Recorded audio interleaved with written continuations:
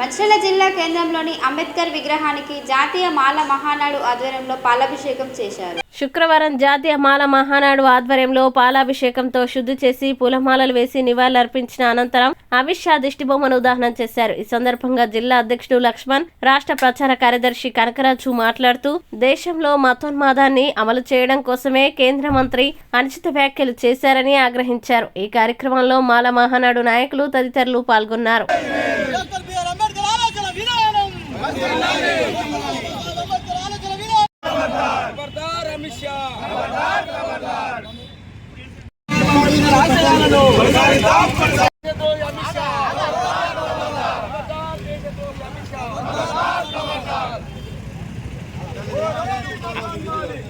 కొంచెం వెడల్పు ఉండరా నాన్న, కొంచెం వెడల్పు ఉండరు.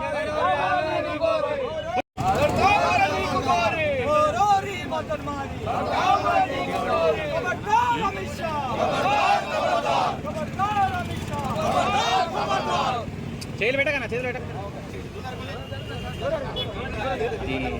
ఏం కాలా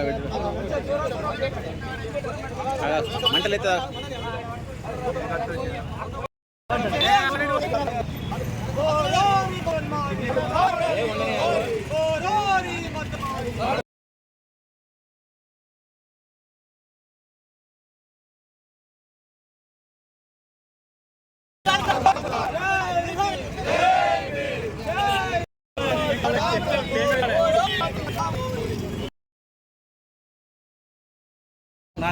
మంచిర్యాల జిల్లాలో మరి మొన్న ఏదైతే అమిత్ షా పార్లమెంట్లో చేసినటువంటి అంబేద్కర్ గారి మీద చేసినటువంటి వ్యాఖ్యలను ఖండిస్తూ ఇలా మంచిర్యాల జిల్లాలో మరి అమిత్ షా దిష్టిబొమ్మను దగ్ధం చేయడం అనేది జరిగింది మాల సంఘాల ఆధ్వర్యంలో. మరి అమిత్ షా ఈ రకమైనటువంటి విధానం మాట్లాడడం దళితుల మీద ఎంత ప్రేమ, ఎంత కపటమైన ప్రేమ అనేది మనకందరికీ చెప్పకనే చెప్పినట్టు చూపిస్తూ ఉన్నారు.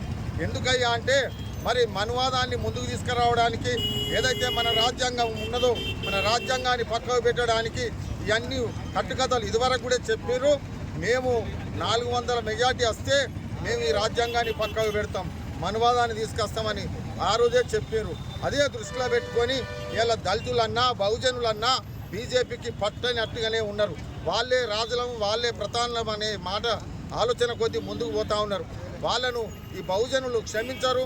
రాబోయే కాలంలో వారికి స్వస్తి చెప్తారు. అంబేద్కర్ దగ్గర అమిత్ షా ఏదైతే ఉన్నాడో మరి అమిత్ షా చేసిన వ్యాఖ్యలకు అంబేద్కర్ కాళ్ళ దగ్గర మరి ముక్కు భూమికి రాసి మరి ఆయన దగ్గర క్షమాపణ ఈ భారతదేశ ప్రజలకు అందరికీ చెప్పవలసిందిగా కోరుతూ ఉన్నాం. మరి లేని పక్షాన అంబేద్కర్కు తగిన శాస్తి అంబేద్కర్ దగ్గర చేసినటువంటి విధానానికి మరి ఆయనకు అట్లా చేయకుంటే తగిన శాస్తి జరుగుతుంది అమిత్ షా. కానీ ఈ మా దళిత సంఘాల తరఫున మరి హెచ్చరిస్తూ ఉన్నాం. జై